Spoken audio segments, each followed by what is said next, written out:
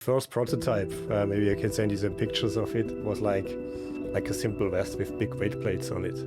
And all of this we were like testing a prototype, but then we said, hey, we have to split it up and we have to adjust the weights, how the muscles are placed. So you can move around your back, your upper chest, your lower core and so on. And for sure this challenge I took with my brother, with a 3D printer and just printing out, finding the right angle. And yeah, we printed out, tested it, and it fits. Yeah, this took like 4 rounds, and then we got the first weight plates to test.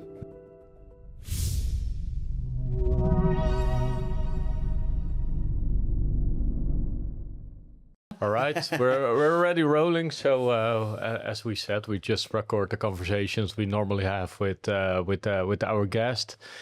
Today episode in English. Normally we're in Dutch, but to ask you to speak Dutch is maybe too much of a stretch. I do my best to learn Dutch in your future. Yeah, because you're from Austria, right? So I'm from Austria. Yeah. So tell a little bit about yourself and your journey and how you developed what you have developed. Yeah, sure. Yeah, thanks first for the invitation. It's great to be here. Yeah. Get it a little bit closer. Yeah, more perfect. here. Okay, yeah, perfect. My name is Fabian, 34 years, from Austria. We are based near Switzerland, where you can go nicely. We know where Austria is.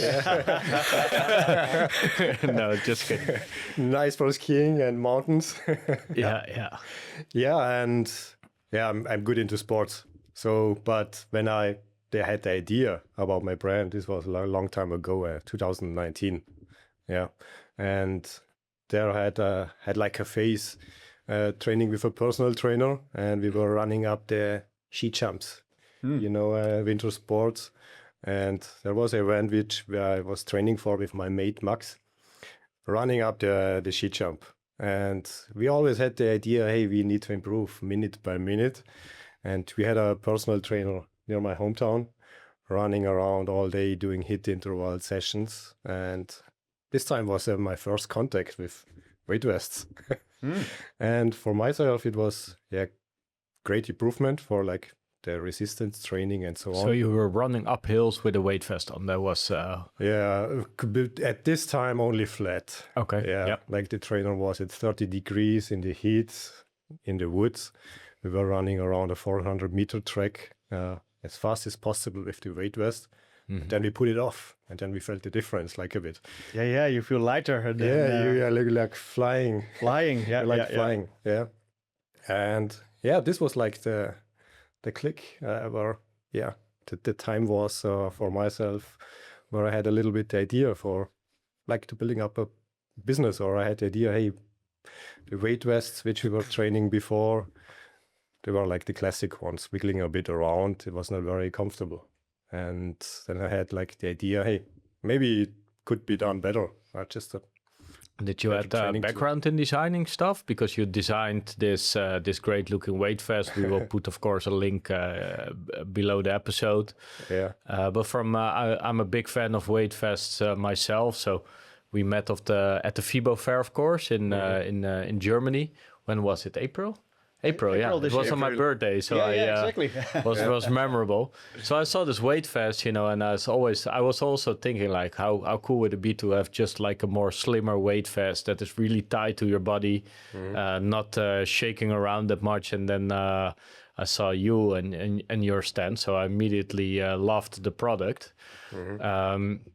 But how do you go from like, okay, this weight vest is a little bit wobbly till start designing the one yourself? Did you put a lot of research in it, or did you have a background in product development, or what lead it up to that thought? It's quite funny because I'm based in IT, working with laptop all day long, and this time I was also like into taking courses for fitness trainer and nutrition coach and so on. So I went a bit into more sports specific stuff.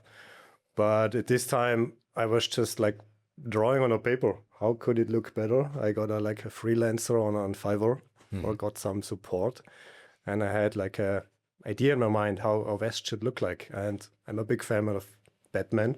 Yeah. This was also like a bit inspiration, like the vest should look cool. I'm the guy who likes also cool looking shoes, the overall outfit. Yeah. And I said to myself, I want a cool looking vest, but how we can place the plates that they are fit to you, they're moving with you. And this was, I would say, a big process, because first we had like big weight plates, and then it developed time by time. But at this point, I had no idea about stitching and how fabrics are working. It was just a drawing on a paper. Yeah. And so you developed this weight vest, but then did you already experience the benefit it yourself, or was it just like this passion for this design that got you started? Yeah, at first the design. Yeah. And then I implemented also more and more weight vests. The old one I had, but it was not, I said, not very comfortable to train with, like for the movement, the stability to walk without any kind of pain, and also the good looking effect. Was always a point. Yeah. So I think the weight vests that are on the market are, let's say, very functional. In a way. Some are comfortable, some are less comfortable. I've been playing around with probably tens of difference of weight vests, in order to find like the real good ones. What we discovered using weight vest is, first of all, it's super easy to fit it in whatever daily protocol you already have. So Jack and I both had dogs when we were working here in the first year. And we walk the dog every day. And then if you put on your weight vest just for your dog walk, you just got this extra edge with the workout you're doing. So what we see is that your heart rate increased a little bit. So it's a little bit more of a workout. At the end, you're actually quite sweaty at sometimes because it's an extra layer, but also you just sweat more because of the workout you're doing.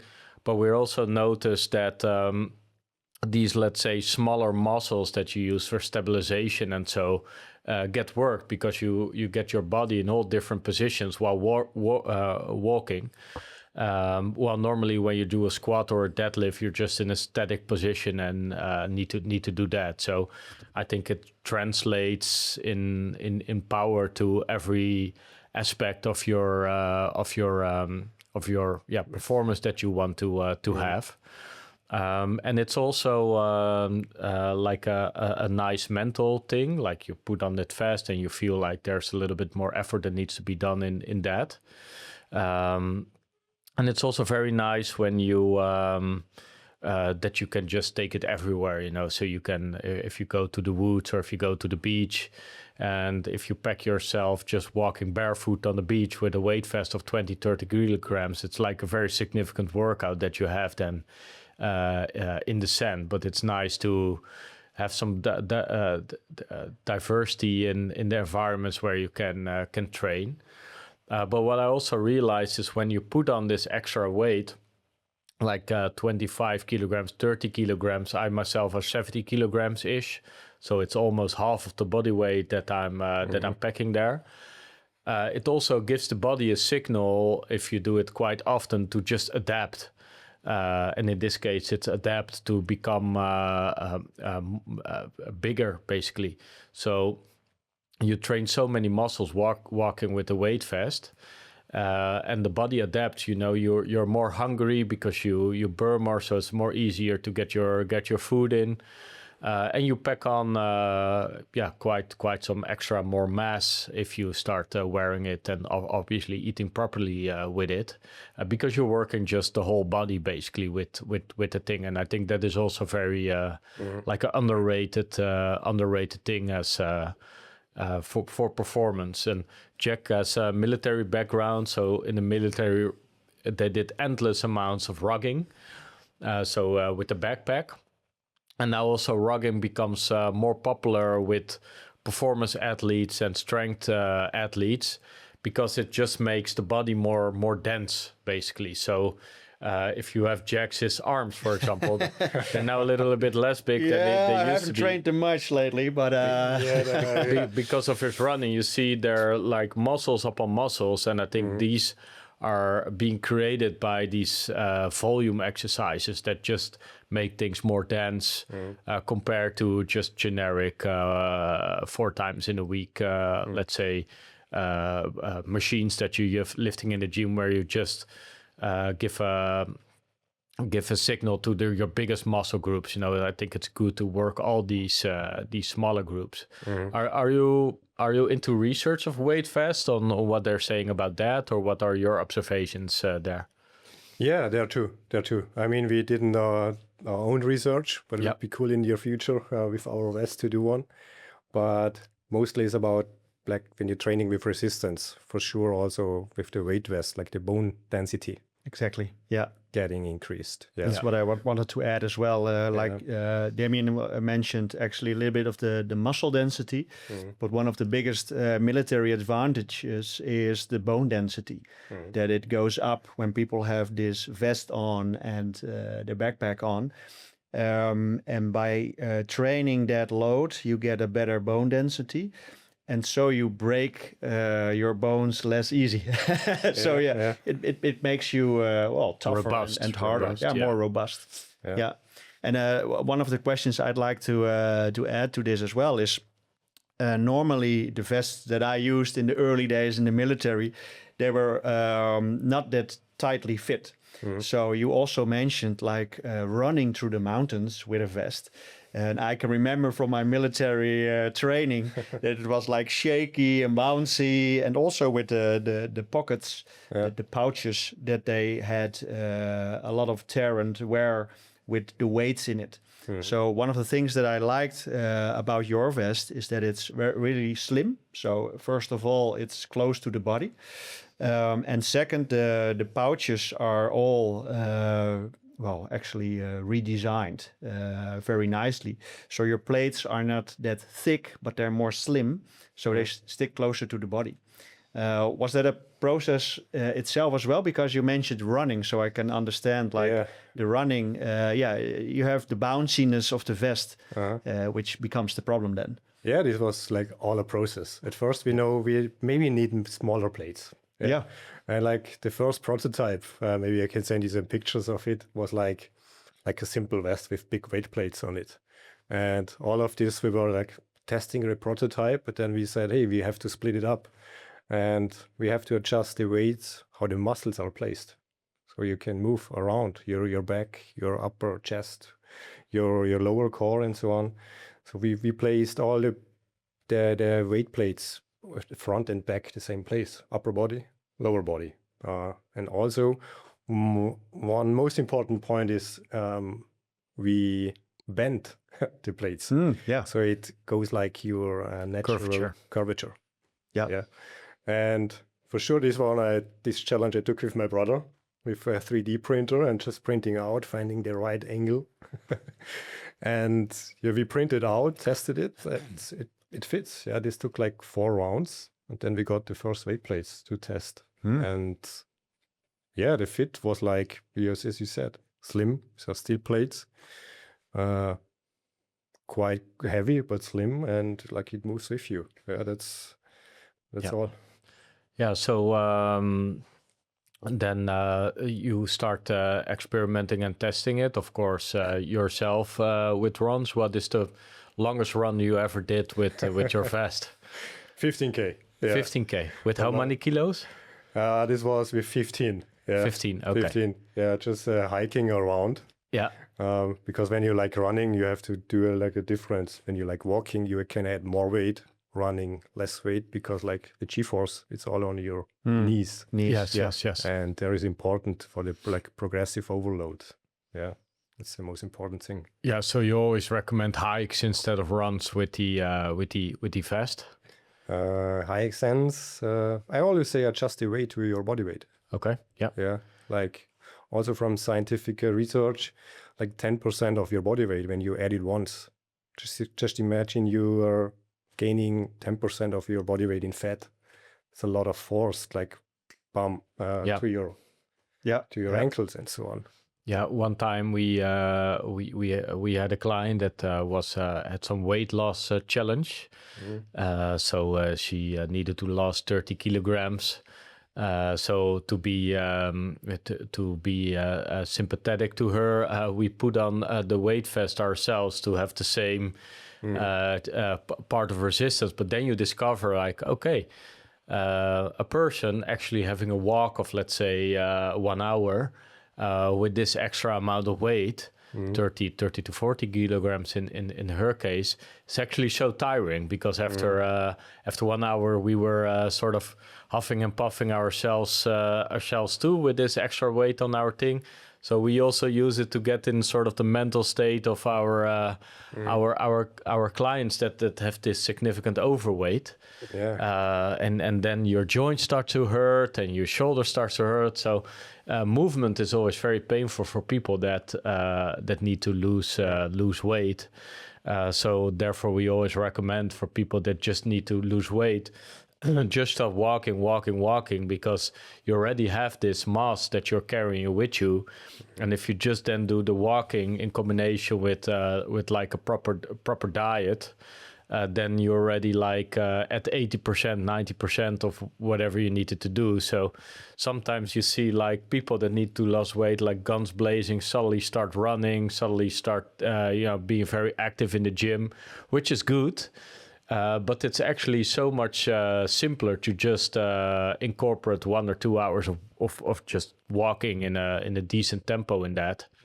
And then if they start losing weight, I always recommend to add that same amount of weight, but then with your weight vest, because your body is already being used to carrying that weight.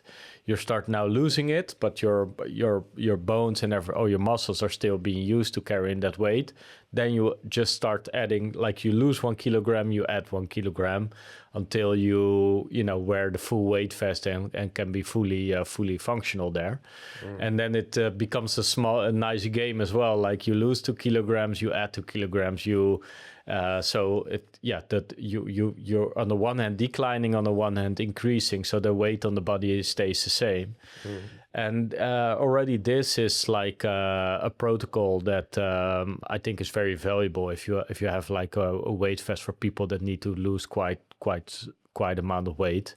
And that's the nice thing with yours as well. You can also keep it open, not closing it, so you just have it as a bit more loose around your body, which is, I think, also nice.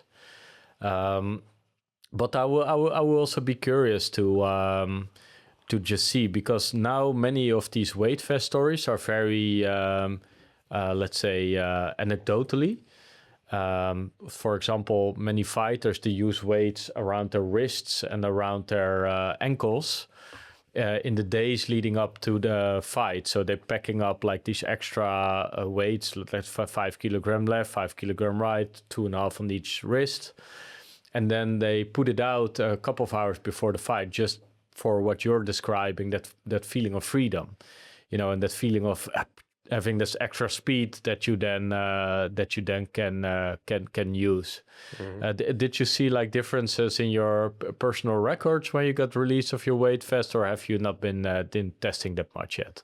I use it mostly for like walking. So like 70-80% of my training is like walking with the weight vest. For sure, a few speed sessions, but mostly it's like walking slightly uphill, downhill. It's good, but with like less weight. Yeah. And from there, like when I compare like 4 years ago, I was just walking without weight. And there, like my average time for kilometer was like walking 12 minutes. Now when I'm fast walking 9:30, around that. Yeah. And with weight vest, same. But then the biggest effect you have for sure when you lay it off and then walk the same route without the vest. Yeah. It's also good for activation for sure. But biggest effect for me in my trail races. Yeah, I reduced the last few months because of business a lot of my training volume, and I try to compensate it as best as possible into effective trainings, and the weight vest is for sure the biggest part in it. Yeah. So Jack, you had the world record marathon with a backpack or your... Yeah. It's Share that story. Yeah, so what I did was within the military, you have the solo speed march marathon. So you have a marathon distance, and you do it packed with your day sack, which is 18 kilos. 1.8? Yeah, 18. Yeah. Okay. Yeah. 1.8. And then as fast as you can, you speed march. So you run and then walk, run, walk for the distance of a marathon distance. Yeah. So the record was 4 hours and 16 minutes, if I recall it rightly. And I did the solo attempt. It was not supervised, so I cannot claim it officially, but it's like officious, they call it then. And I had just over 4 hours finish. Awesome. Yeah, so that was really cool. And especially like we mentioned before, having a weight vest or something that wiggles and wobbles and shakes, it's a distraction while running or having tempo. So the closer and the tighter you have all your gear and materials on the body, the better it suits you, literally. The better your performance can be. Yeah. So you did that run. So it was a 4-hour run. Yeah. Also with 18 kilograms weight vest. Yeah. Yeah. And it took you a little bit more than 4 hours. Yeah, just over 4 hours. I still remember it. It was like early in the morning. You started somewhere, right? Yeah. So I started 4 a.m. 4 a.m. in the morning, and I started running. And it was like, hey, will it be a good day today? And I need to test it. So I did it solo. So I was in this phase that I ran a marathon each weekend. That fit that I was. And when I was halfway, I said, holy shit, I'm at the tempo of breaking the world record.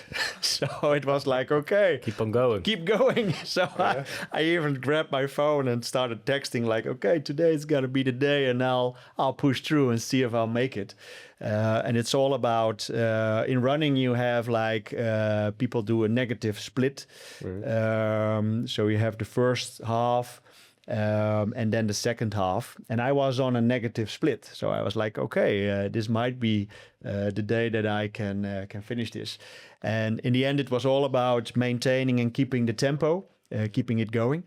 But it was big fun because at a certain time I had posted it also on social media.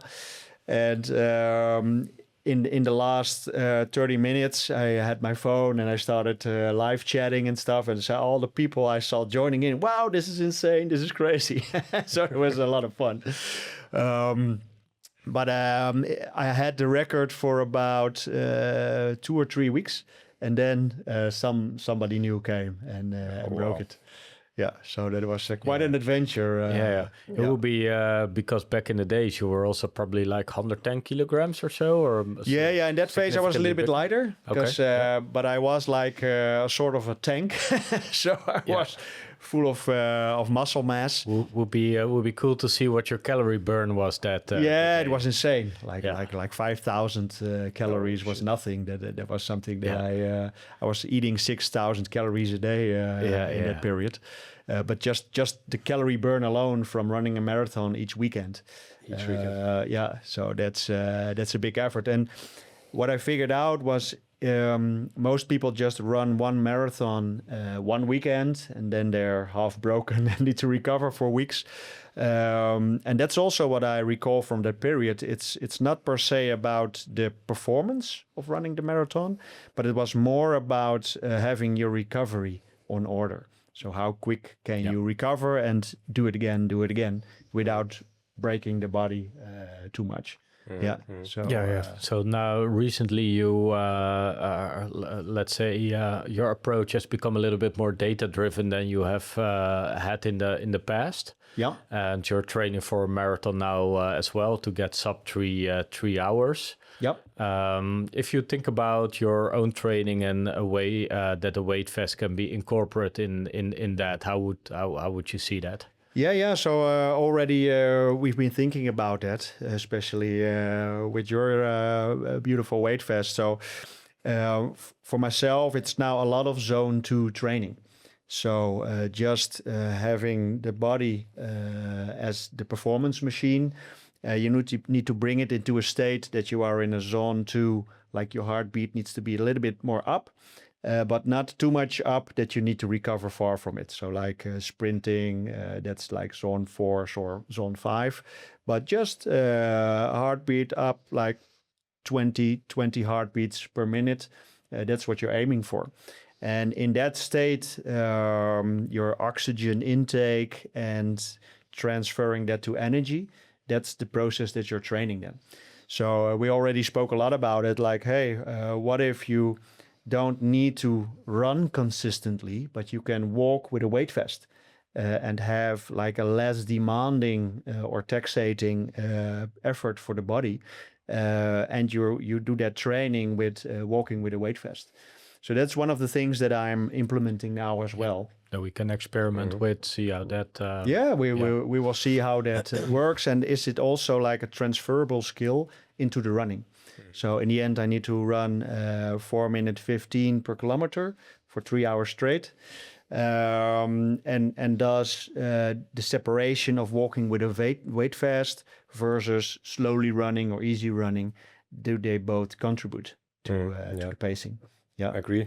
Yeah, this one I'm experiencing also in my ultra trails. So mostly I'm running in like zone 2. It's like long trails, whole night long, and then I'm mostly in zone 2. Yeah, and same setup I'm using in my training, the weight vest, up and downs with the heart rate. Yeah, to get the good mix. So you're ultra runner, right? So this is like the sport you do? Yeah, since few years. Okay. Because my crazy friend Max together, we started this, and then we are sometimes pushing us together. Hey, I signed up for a new event.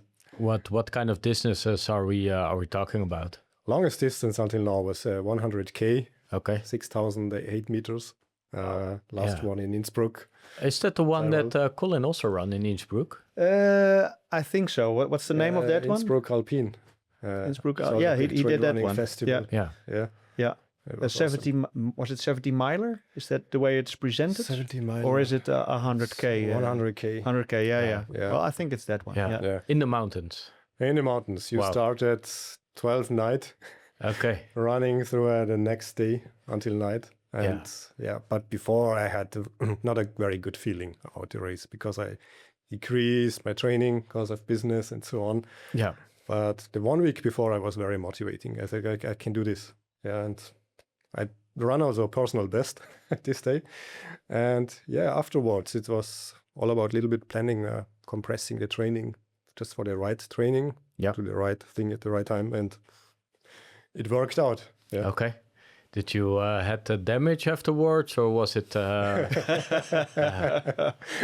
were the knees afterwards? Brain damage. Brain damage I had before. No, it's I was for sure like 2 days. You're very exhausted. Keep it little closer, Okay. Just draw it into it. Yeah. 2 days, very exhausted. Like you're recovering, and first night is very special. You're sweating a lot. Yeah. Because your nervous system is very overloaded. Yeah. And it takes, I think, about 2 to 3 weeks until the nervous system is back to normal. Yeah. But I'm able to walk after 2-3 days for a quick recovery walk or run, nice pace. That's good working now. Yeah. Because like 2 weeks later, I had another run in Romania, in Transylvania. But I reduced from 100K to 50 because I said, okay, you're grown up. Just have fun on the trail and you can do another 100K at another time. Yeah, it's amazing that that sport is so developing over the last 20 years. You know, so many people that are attending these long runs, so many people that exploring new strategies around nutrition, new strategies around gear, new strategies around, just recovery and all that. And just the records is just keep being pushed on these long distances, So I think even like the 100K is now like a 6 hour something below. It's 6 hour 19 or something. Yeah, that's like it's the world crazy. record. Like two marathons squeezed into one and flat, right? Huh? Flat surface. No, it's hilly. So Hilly? I follow Let me fact check it. Yeah, while you can check it. continue Like the I follow the Swiss ultra runner, Pascal, and he has like the Swiss national record of 6 hours something. So I can't recall the exact, but 6 hour 19 something like that on 100K through the mountains and like super fast. Yeah. It's insane. And he even did like 100K and he said, okay, I'll just go zone 2 as long as I can. And he still smashes like what for me at least is like sprinting, and he's still like just running on a normal engine. So here's the facts. The current official world record for 100K running by man is 6 hours and 5 minutes. Wow. Done by an athlete called Alexander Sorokin from Lithuania. It's being done at 14 May of 2023. But important nuance, in August of 25, the South African guy Sibu Siso Kupheka did a run of 5 hours and 59 minutes first under 6 hours. This was a spectacular prestation, but did not count as a world record because of the super shoes. He used apparently the Adidas Adizero Prime X Evo, and apparently that's not allowed. It's a carbon-plated shoe. Yeah, so high millimeter back. Sorkin did the same attempt and got at 6 hour and 4. So let's say it's around the 6 hour time, but marathon is like 41, right? Yeah, 42. So it's 42, and then still 16 kilometers that you need to add. Wow. In 6 hours. So this is like crazy. Let me look up how the guy looks like. He must be like... Is there a note about 8 meters? Or most of these events are like on tracks. on tracks? So just a track, like an athletic track. Yeah, flat. It's flat. Yeah. Yeah, it's Alexander is the guy. And he's looked... Oh, he was crazy. He was overweight back in the days, apparently. So he lost a From lot of weight. overweight, became ultra fit. Mostly those people have high bone density because of their overweightness. They're looking mostly like very skinny. Yeah. So when you see them, like last year I was at a trail running event in Ischgl, the Piud, and 100K, 6,008 meters. Yeah, and the winner 12 hours. And we come into the finish after 10 hours later. Yeah, 10 hours later, for the normal humans like us. Over the last couple of months, there was a video being shared of humans compared to animals. So when you have the entire animal kingdom, you have very fast animals. You have animals with long, that are more wired towards longer distances, like a wolf, for example. But apparently, the animal with the largest capacity for endurance is the human being. So they made this video where you see the lion taking off, the cheetah taking off, like then at a certain distance. But in the end, they get tired, so they get passed by all these other animals, like a zebra or a lion, etc. But the people the humans are the ones that actually can outlast all of the animals. So in the end, if you would say the finish line is just very far away, like 500 miles or something, the human will reach that first. So the longest continuous non-stop run without sleep is done by an American guy called Dean Karnazes. And he ran 563 kilometers in 80 hours and 44 minutes. So that means without sleeping, he ran without sleeping, only brief stop for food hydration. This is commonly cited as the longest non-stop run and is widely recognized. So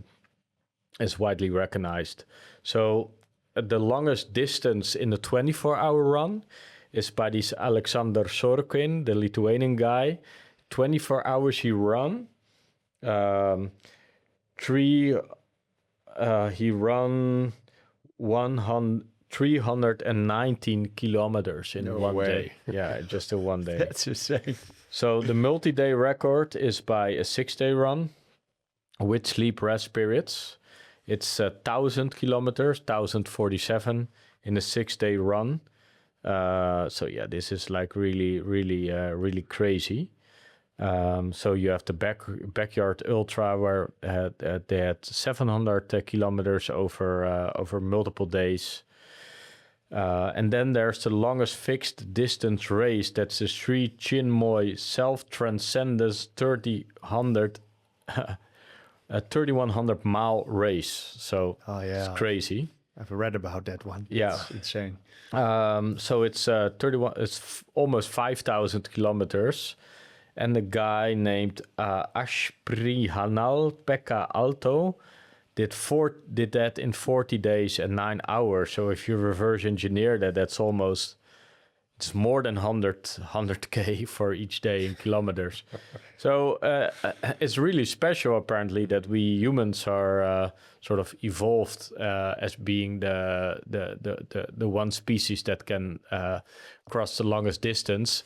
And apparently some African tribes back in the days even used it as a hunting strategy. So they were just basically running behind the antelope and just waiting until he got tired and then just caught him, and killed him when he was tired and was not able to run anymore. So just they easy pacing him with a group around him and try to outlast the antelope. And apparently it's not so.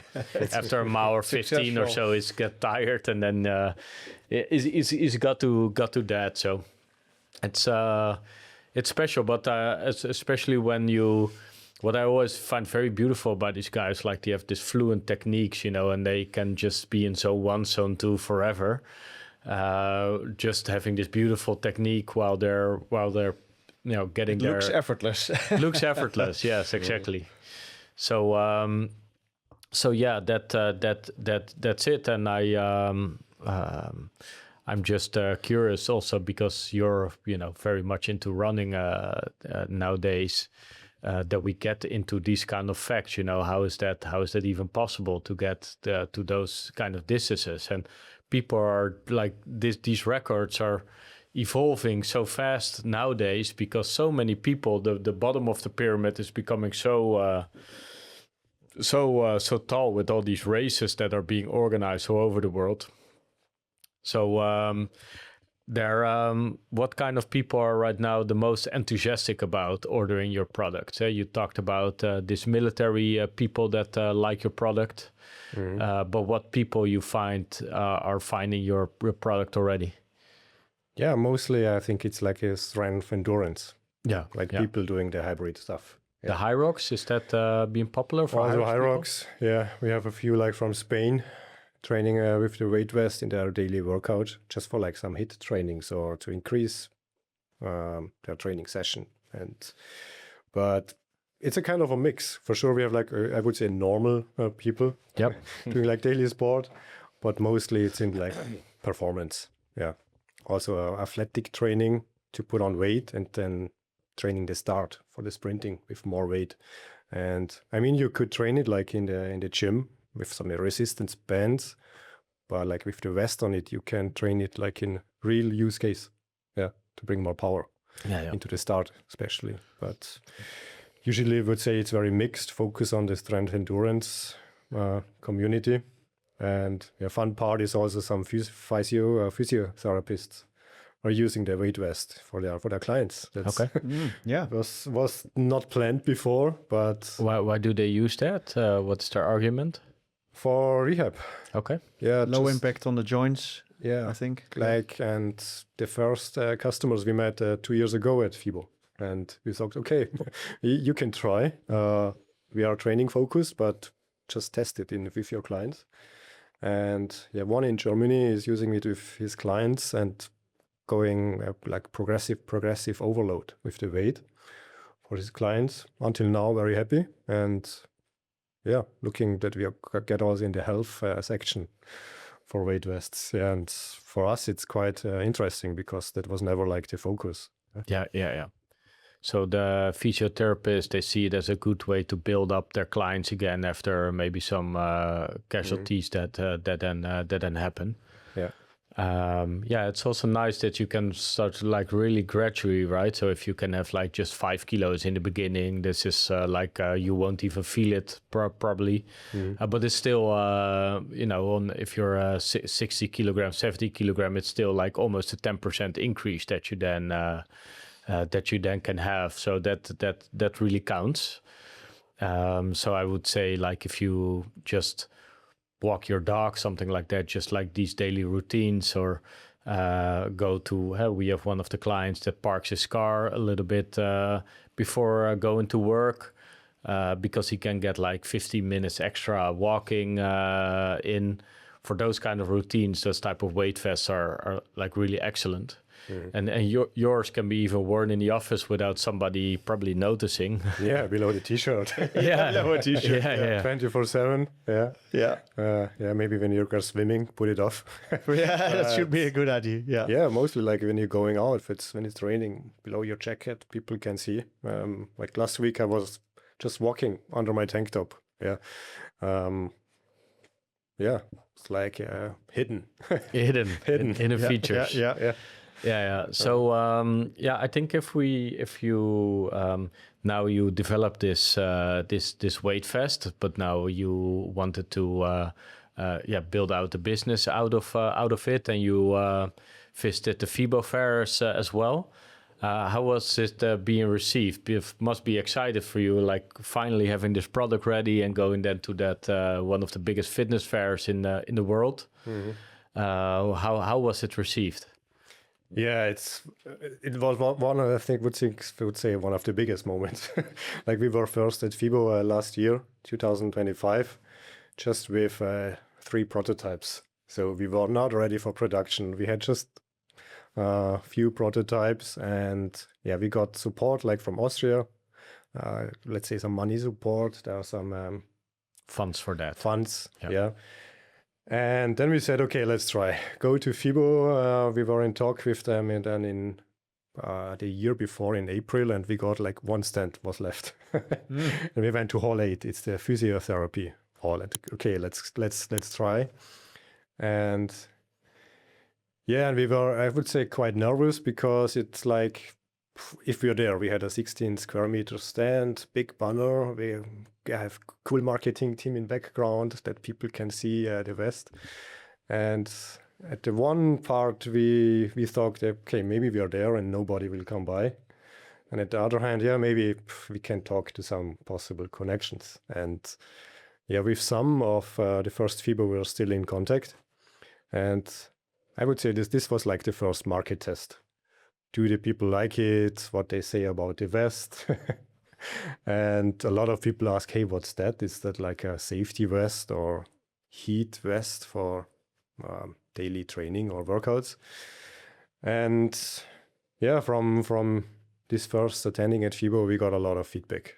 And this was the sign we are in the right direction. Okay. Yeah. Yep.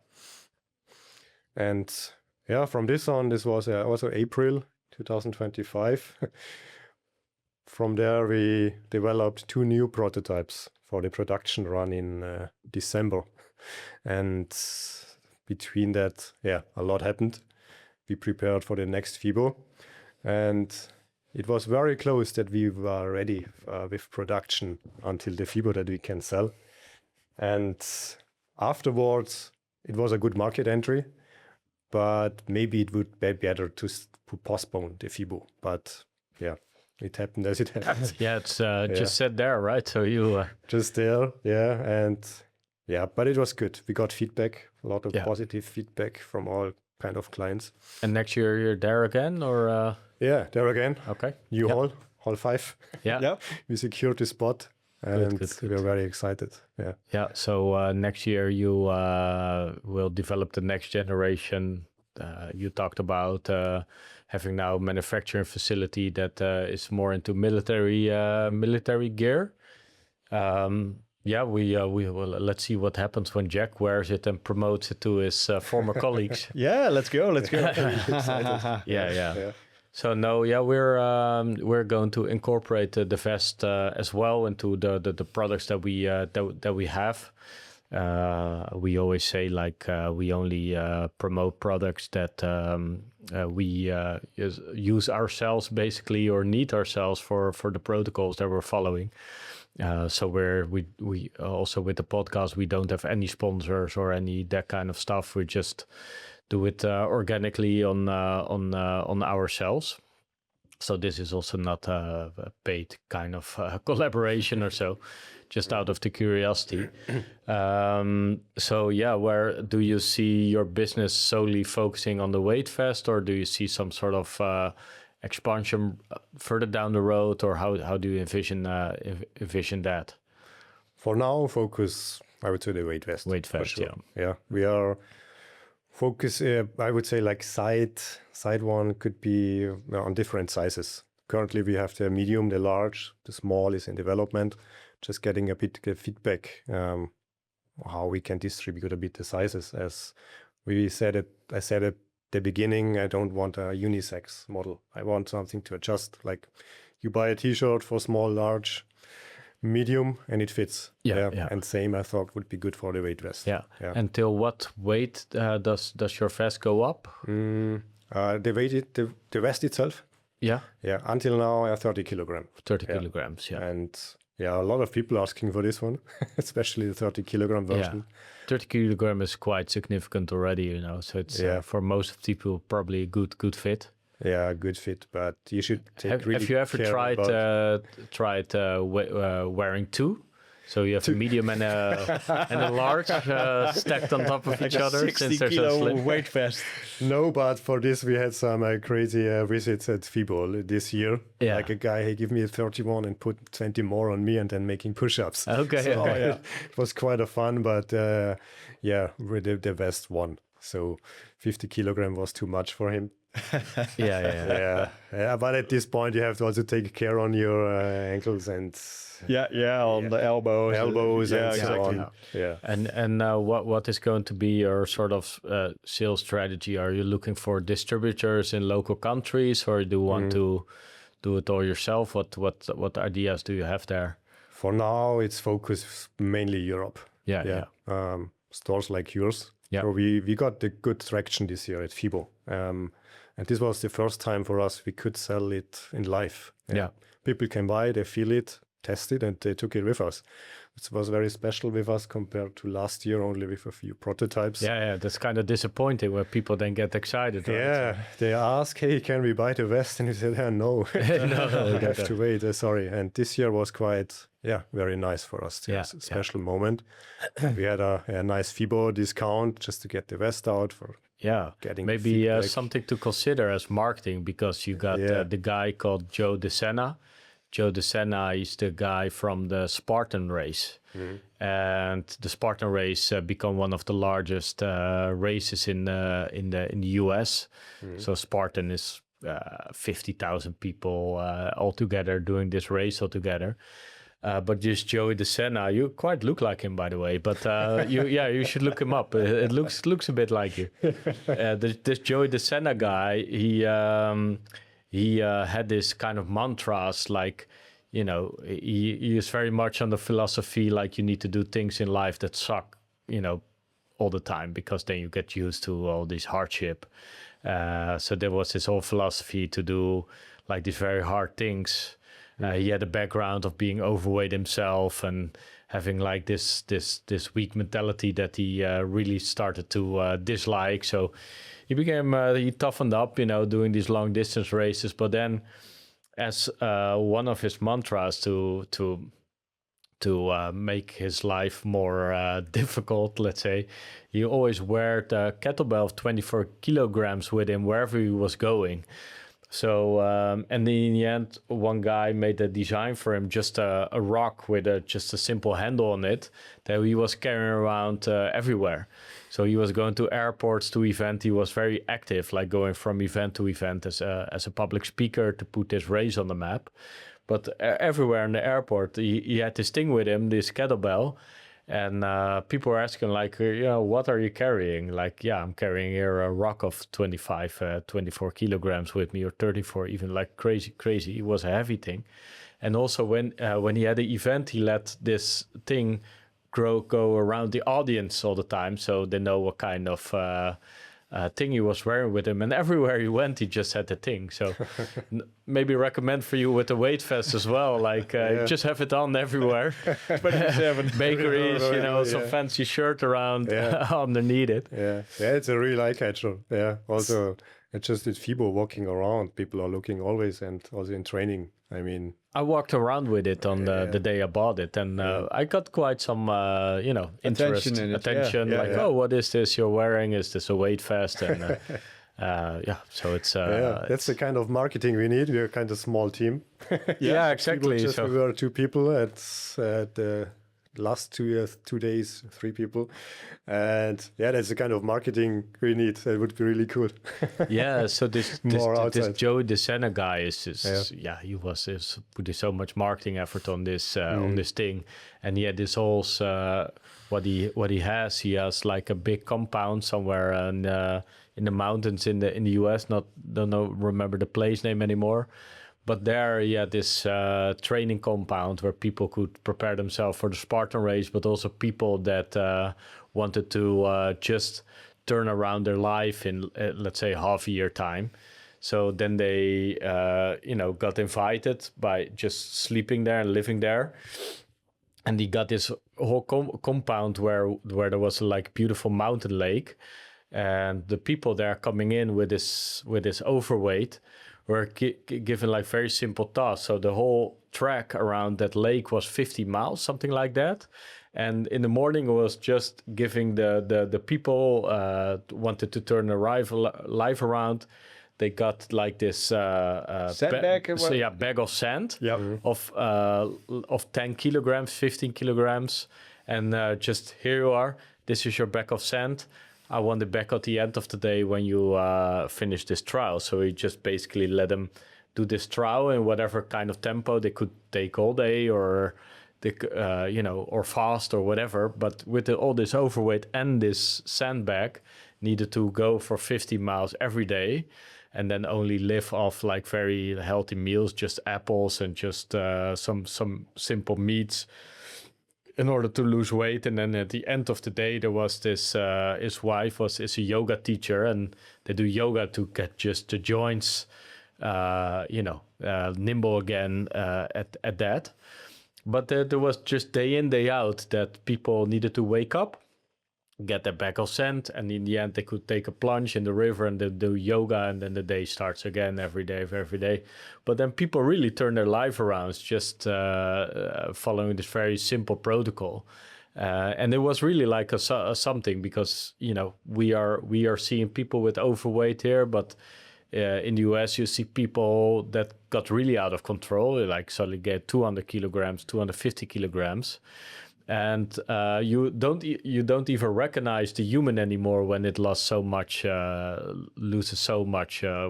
weight. This guy got all sorts of these stories built around his brand as a Spartan race, and collecting all these stories, having all these ambassadors that lost that amount of weight just as motivation to join the Spartan race. I think it's a lesson for us building companies, that the results that people actually achieve with your products really matters. It really changes people's lives for the better, I would say. Mm-hmm. These kind of things, like we're working also on the book, the 1% OS, where we offer people these 100-day strategies to really make a dent in the stuff they do. Weightfest is just one of the very powerful tools. If you can imagine walking every day 50 miles, just very simple lean diet, and you do that for 100 days, you will be a shredded machine, I think, at the end of your journey, just by this simple protocol, I would say. Yeah.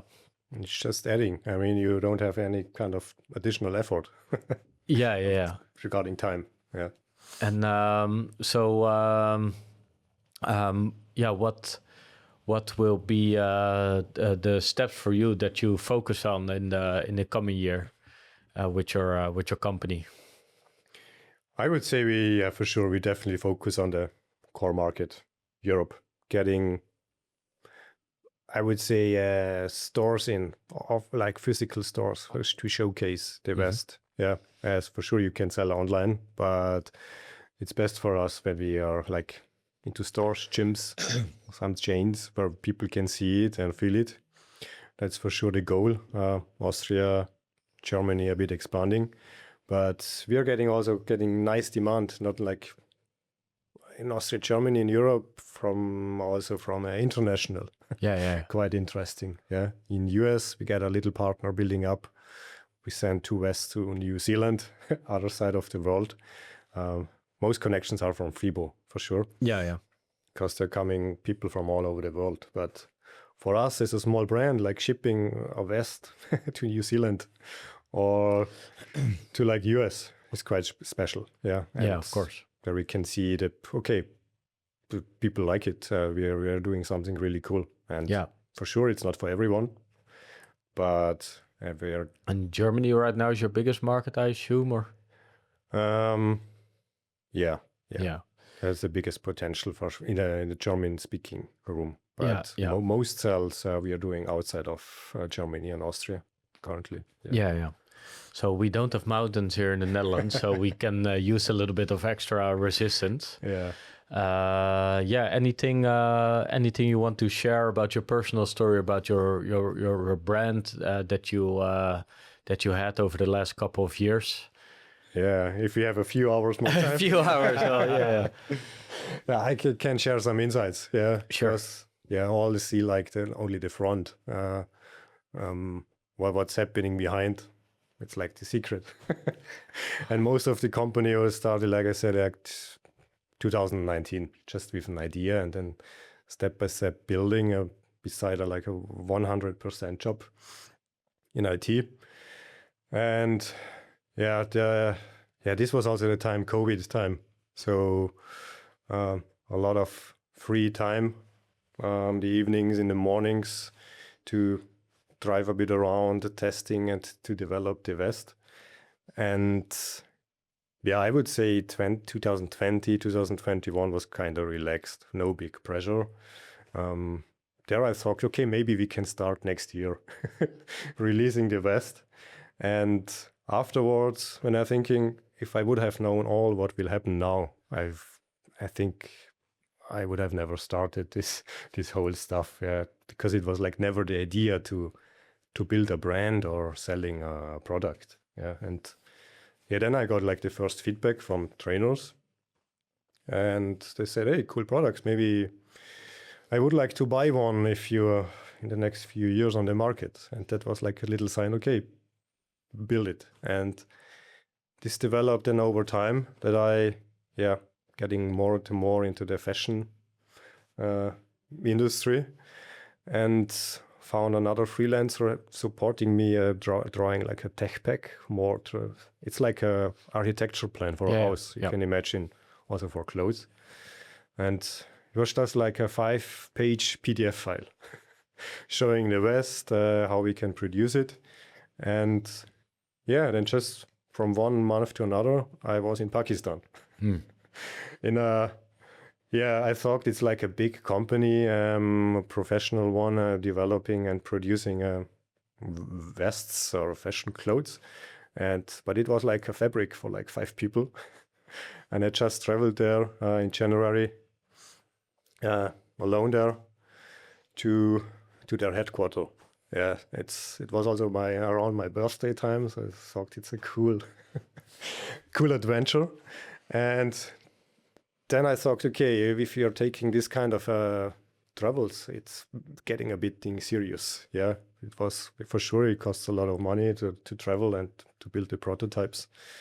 But this was the point. I got some more professional prototypes with me to test in real life. Yeah. And from that one, it was a lot of testing and thinking about how we can build the marketing. It was built, just started with the the logo. Looks like the logo most important. You start this one. I started like 4 years ago. Then what could be a good name? Which kind of direction we go? And yeah, afterwards it was very intense time. Around 2021, 2022, but compared to now, where we are now to this prototype, it's quite a long distance between the function of the vest. Yeah, because you can imagine the vests we developed this time, they were like in the Thurkan reference, maybe it is 30 centimeters more in the size. So each prototype we compressed, optimized it. And yeah, then was there also one point I thought, maybe it's not enough to just have a freelancer, also to connections to a professional company. And then I reached out just by Google search, which agency can we support in such stuff? Yeah, and I think I contacted around 30 agencies and only like 2 replied, okay, they can do it. It's very complex, but we like these kind of challenges. And then I went to London and the agency is there supporting me in like building the tech back and so on. And the technical drawings. The technical drawing, like which kind of fabric we use with the stitching. It's, from when you just see the vest, you see some like a piece of fabric, but what's like behind it for the testing, how much force should it hold? A whole life on itself. It matters. Otherwise, the pockets they just wear, etc. Yeah, they must stretch the stitching, and we had a lot of problems. This is super strong now. Super strong, and you have a lot of. You have to make a lot of tests to hold the resistance and so on. And afterwards, it was a lot of nights, I think, without sleep too. But still interesting journey. And then more and more is getting, it got more serious. For sure, more pressure. It got a lot of more and more work beside my main job, still 100%. And what I was also happy that my old company supported this kind of business. Like, I mean, if you have like a 100% job and you can't work in like your lunchtime or for the vest or take some days off just to travel to Pakistan to make a new prototype. That was very lucky to have a good employer there. Good employer for that. And it's also very cost effective, intense. So, also family. Got a lot of support of my family and friends. And as it got more and more intense, there was always like a one person which supported me in that time. And I mean, I had a lot of ups and downs. Have you ever considered something like Kickstarter or something where you can just announce the kind of journey? Because people always love these stories where something is developing and where they can sort of buy into that pre-sale type of situation. It was an idea, but never. We talked about it, but I can't say why I didn't. Yeah, maybe you still can. Still now for the compact version or for a new try these kind of stories, like somebody in the middle of nowhere in Austria suddenly being very motivated to make the best possible weight vest. These are kind of stories that these kind of platforms always very much enjoy. It's just, I love it when people work on products because it's just chipping away frustrations that you experience with some sort of product that you have. That's it, People always think invention is just like epiphany you have, but in reality it's just like, okay, Jack, what do you think of this product? Or is there something you're frustrated about? Collecting the reviews again and then making it better again, and then adjusting until you got the perfect version. I was a Bol.com and Amazon seller in my previous business with dwarfs, And what we did there was review scraping. So you collected all these thousands and thousands of reviews of the Amazon platform, of let's say any given product you have, like a popcorn machine or other type of machine, and you just collect both the positive reviews and the negative reviews. And the positive reviews say, yeah, I really like that it's not making any noise, for example, or a frustration can be it making too much noise.